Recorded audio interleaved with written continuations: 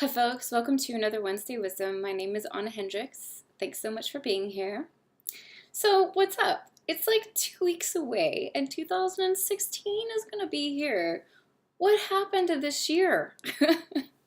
I was on the phone with the accountant earlier, late last week, and I was just thinking like, oh my gosh, where is this year gone? Like it's just flown by, just flown by.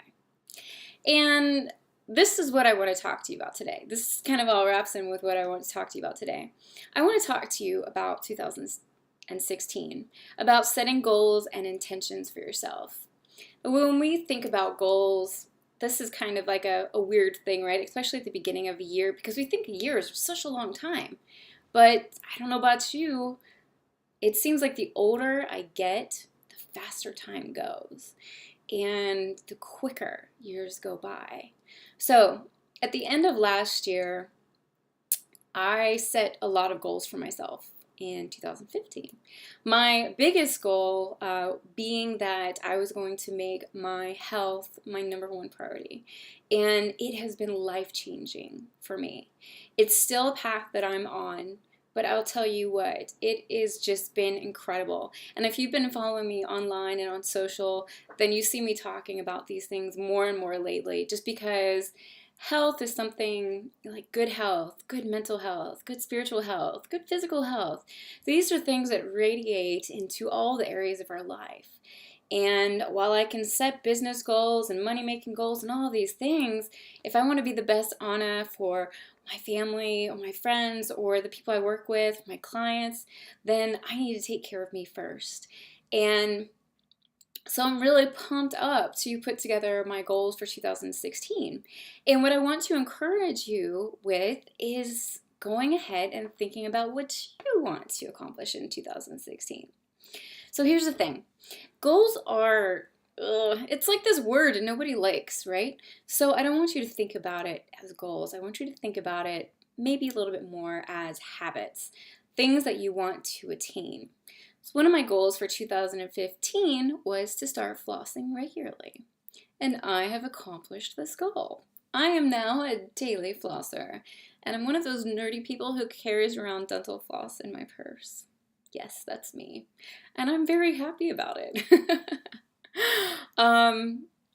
So when I go through this little activity with you, I don't want you to feel like all of these goals have to be really deep or, introspective or life-changing. I want them to be personal goals that are actually going to help you, that are going to change your life, that are going to make an impact in your world.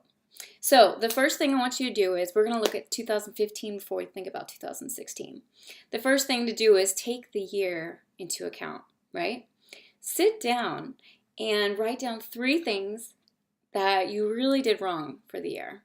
Maybe you screwed up, maybe you made a bad decision, maybe you've noticed that like there's this area of your life you really want to change. Whatever it is, write those 3 things down. And then I want you to write down 3 things that you rocked, that you just did an incredible job with. Maybe decisions you made, maybe new ways that you changed. Think about what was awesome about 2015. Now here's the thing, when you're writing these things down, don't feel like they can't change. You can have several variations of these and the goals that you're going to make for 2016.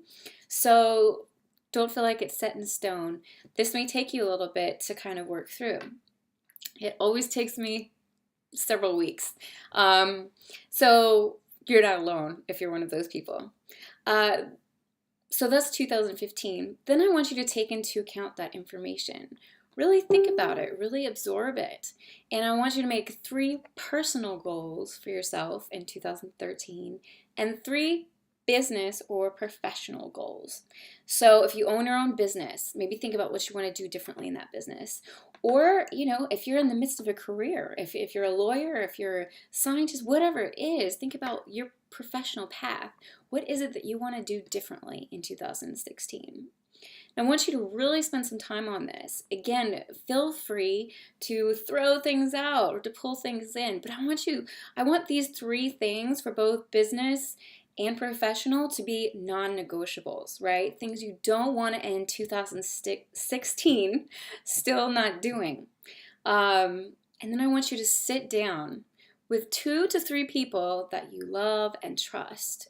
And I want you to share your goals for 2016.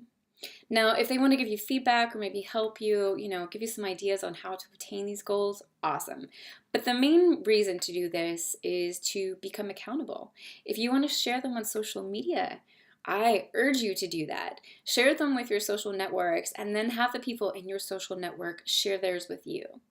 6 goals is really not a lot. And I mean, honestly, like if you sit down and think about it, I'm sure that there's all kinds of things that we want to change about ourselves or our lives or our professional lives. And so being able to really narrow it down into thinking, what do I want to end 2016 with? Being like, yeah, I did it. Because I'm ending 2015 being like, yes, I made my health my #1 priority, and I stuck with it. And I screwed up plenty of days. I definitely was not perfect, but I made it. And I've created a life for myself that I'm going to continue to maintain. I learned how to floss. I'm going to continue to maintain that. So the thing is, we can look at the areas of our life where we're not totally excited about and figure out how we're going to change them, because that's really important. Anyway, this is what I have for you today. Again, I just want to encourage you to look ahead, because 2016 is going to be here before we know it. And you should start this year out on top, knowing what you're heading into, knowing what you want from it. And then you're going to be in control.